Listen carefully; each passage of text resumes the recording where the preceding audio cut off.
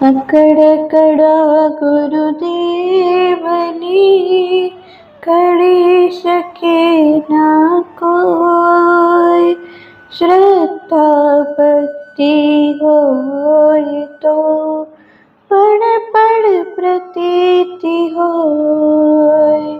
શ્રીપાદ રાજમ શરણમ પ્રપદ્યે. અધ્યાય 49 અને તેની ફળશ્રુતિ છે કે તેનાથી સમસ્ત કર્મ દોષ નિવૃત્તિ માટે.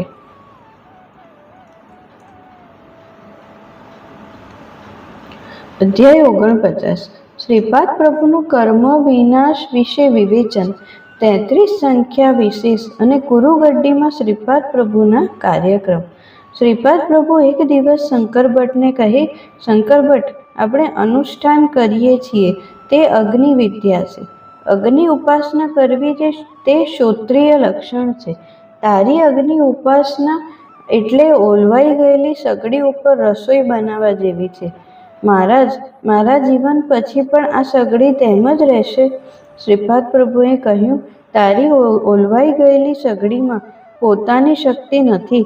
મારી યોગ શક્તિ વડે સગડી ઉપર રસોઈ બનાવી તો તે પ્રસાદરૂપ થઈ ભક્તોનું દૈન્ય દુઃખ હરણ કરે છે.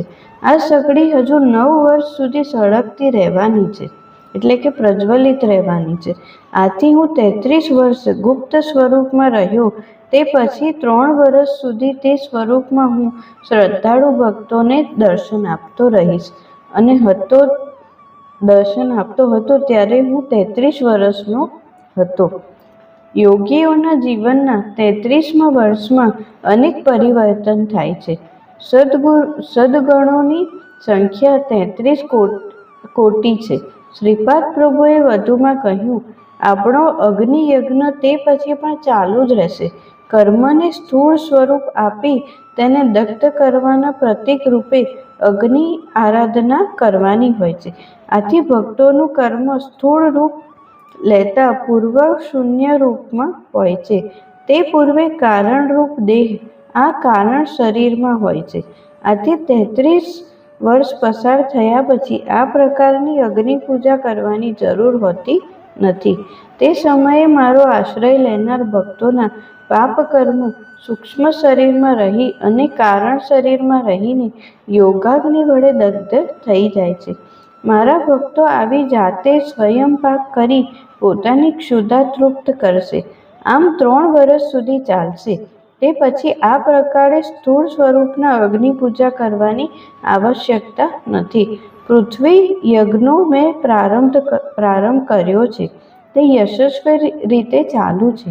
તે જ પ્રમાણે મેં જળ યજ્ઞ પણ શરૂ કર્યો છે. તે પણ મોટા પાયે ચાલુ છે. હવે અગ્નિ પૂજા અને અગ્નિ યજ્ઞની શરૂઆત કરવાની છે. તે યજ્ઞ પણ અપ્રતિમ જ થશે, તેમાં કોઈ શંકા નથી. સમસ્ત જીવરાશિઓમાં સ્થિત અગ્નિ સ્વરૂપ મારું જ સ્વરૂપ છે. સર્વનું શુદ્ધિકરણ હું જ કરું છું. સર્વનો નાશ પણ હું જ કરું છું. પંચતત્વ સંબંધિત યજ્ઞ વિશે મારા જેટલી કોઈને માહિતી નથી. એક દિવસ એક નવદંપતી શ્રીપાદ પ્રભુના દર્શને આવ્યા.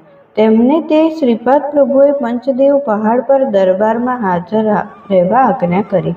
પ્રભુના આદેશ અનુસાર પતિ પત્ની પંચદેવ પહાડ પર દરબારમાં ગયા. ત્યાં ગયા પછી 2 જ દિવસમાં તે યુવક ગતપ્રાણ થયો. નવવધુ તો ખૂબ જ ગભરાઈ ગઈ અને તેણે, પ્રભુ, આપ ભક્તોનું રક્ષણ કરો છો અને આપની કૃપા બધા પર સરખી હોય છે એમ મેં સાંભળ્યું હતું, પરંતુ આજે તો આ પતિનું મૃત્યુ અઘટિત જ બન્યું. નવવધુ આક્રંદ કરવા લાગી.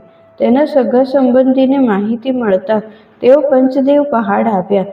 તે શબનું દહન કરવું કે નહીં તે વિશે ચિંતા ઉત્પન્ન થઈ.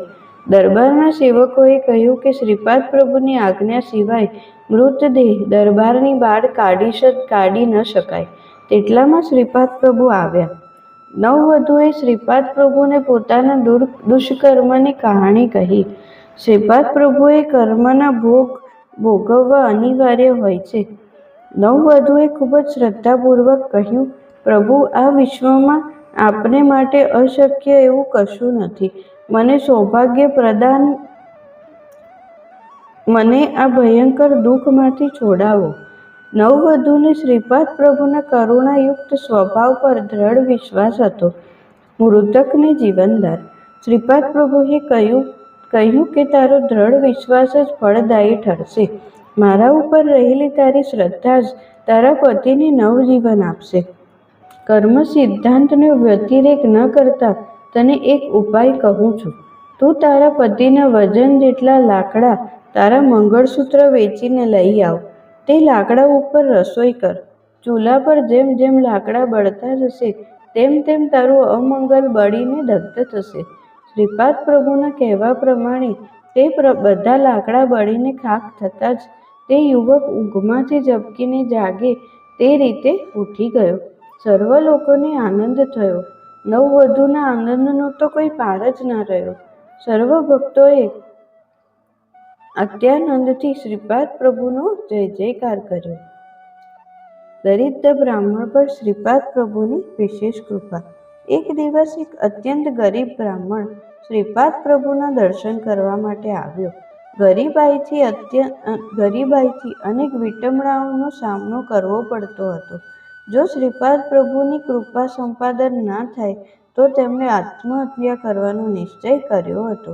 શ્રીપાદ પ્રભુએ તેમની ભાવના જાણી અને શ્રીપાદ પ્રભુએ સગડીમાંથી બળતું એક લાકડું લઈ અને બ્રાહ્મણની પીઠને તેનો સ્પર્શ કર્યો. બળતા લાકડાનો લીધે તે બ્રાહ્મણની પીઠ દાઝી ગઈ અને તેને ઘણા સમય સુધી વેદના થતી હતી.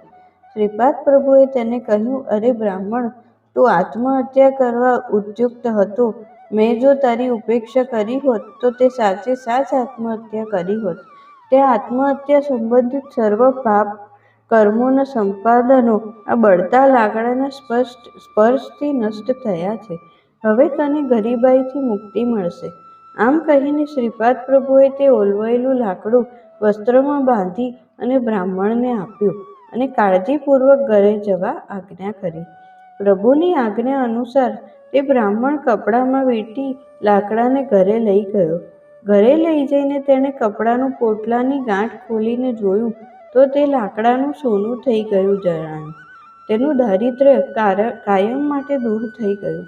આ પ્રકારે ગરીબ બ્રાહ્મણ પર શ્રીપાદ પ્રભુની વિશેષ કૃપા ઉતરી હતી. શ્રીપાદ પ્રભુએ અનેક ભક્તોના પાપ અગ્નિયજ્ઞથી દગ્ધ કર્યા હતા. કેટલીક વાર તેઓ ભક્તોને રીંગણા, ભીંડા, કોળું એવા શાકભાજી લાવવા કહેતા. તે શાકભાજીના રૂપે ભક્તોના પાપ કર્મના સ્પંદનો આકર્ષિત કરી લેતા અને તે શાકભાજી રસોઈમાં ઉપયોગ કરી ભક્તોને પીરસવામાં આવતી. આથી શાક લાવનાર ભક્તો કર્મબંધનમાંથી મુક્ત થતા. એક દિવસ એક ઉપવર કન્યા શ્રીપાદ પ્રભુના દર્શન કરવા આવી. તેનો વિવાહ ક્યાંય નક્કી થતો ન હતો. તેને મંગળ દોષ હતો. શ્રીપાદ પ્રભુએ તેને કંદ લાવવા કહ્યું. તે કંદનું શાક તે કન્યા સાથે સર્વ કુટુંબીજનોને એક સાથે ખાવા શ્રીપાદ પ્રભુએ આજ્ઞા કરી. આ પ્રમાણે કરતા તેમના કર્મબંધનનો નાશ થઈ તેનો એક યોગ્ય વર સાથે વિવાહ થયો. શ્રીપાદ પ્રભુ કેટલાક ભક્તોને રસોઈ માટે ગાયનું ઘી લઈ આપવા કહેતા. કેટલાકને ગાયના ઘીનો દીવો ભગવાન સામે કરવા કહેતા. ઘરમાં અત્યંત વિકટ પરિસ્થિતિ હોય અથવા કન્યાના વિવાહ માટે અનેક વિઘ્ન આવતા હોય તો શ્રીપાદ પ્રભુ તેમને દર શુક્રવારે રાહુકાળના સમયે, રાહુકાળ એટલે સવારના 10:30 થી 12 એ રાહુકાળ કહેવાય, તે સમયે અંબિકાની પૂજા કરવા કહેતા. શ્રીપાદ પ્રભુનો ભક્તો એક વખત ખૂબ બીમાર પડ્યો. તેમના કુટુંબીજનોને શ્રીપાદ પ્રભુએ દિવેલનો દીવો તેની ઓરડામાં પ્રજ્વલિત કરીને તેને સતત બળતો રાખવા જણાવ્યું. તે દીવો કોઈ પણ પરિસ્થિતિમાં બુઝાઈ જવો ન જોઈએ એમ શ્રીપાદ પ્રભુએ ખાસ સૂચના કરી હતી. એક ભક્તની આર્થિક સ્થિતિ ખૂબ જ વિકટ હતી. શ્રીપાદ પ્રભુએ તેને ગાયના દીવાનો દીવો સતત 8 દિવસ સુધી ચાલુ રાખવા ઘીનો દીવો કહ્યું. ઘીનો દીવો આમ કરવાથી તેના ઘરમાં લક્ષ્મીની કૃપા પ્રાપ્તિ થઈ. આ રીતે શ્રીપાદ પ્રભુ અવનવી કેટલીય પદ્ધતિઓ દ્વારા ભક્તોને પાપ કર્મોથી મુક્તિ અપાવતા. આ સર્વ પદ્ધતિઓ સામાન્ય મનુષ્યની સમજમાં ન આવે તેવી હતી. શ્રીપાદ પ્રભુનો જય જયકાર હો. અધ્યાય 49 સમાપ્ત. શ્રીપાદરાજમ શરણં પ્રપદ્યે. ગુરુદેવ દત્ત ગુરુદેવ દત્ત ગુરુદેવ દત્ત ગુરુદેવ દત્ત ગુરુદેવ દત્ત ગુરુદેવ દત્ત ગુરુદેવ દત્ત ગુરુદેવ દત્ત ગુરુદેવ દત્ત ગુરુદેવ દત્ત ગુરુદેવ દત્ત ગુરુદેવ. તાલી પાડો તાલી. ગુરુદેવ દત્ત ગુરુદેવ દત્ત ગુરુદેવ દત્ત ગુરુદેવ દત્ત ગુરુદેવ દત્ત ગુરુદેવ દત્ત ગુરુદેવ દત્ત ગુરુદેવ દત્ત ગુરુદેવ દત્ત ગુરુદેવ દત્ત ગુરુદેવ દત્ત ગુરુદેવ ગુરુદેવ દત્ત ગુરુદેવ દત્ત ગુરુદેવ દત્ત ગુરુદેવ દત્ત ગુરુદેવ દત્ત ગુરુદેવ દત્ત ગુરુદેવ દત્ત ગુરુદેવ દત્ત ગુરુદેવ દત્ત ગુરુદેવ દત્ત ગુરુદેવ દત્ત ગુરુદેવ દત્ત ગુરુદેવ દત્ત ગુરુદેવ દત્ત ગુરુદેવ દત્ત ગુરુદેવ ગુરુદેવ દત્ત ગુરુદેવ દત્ત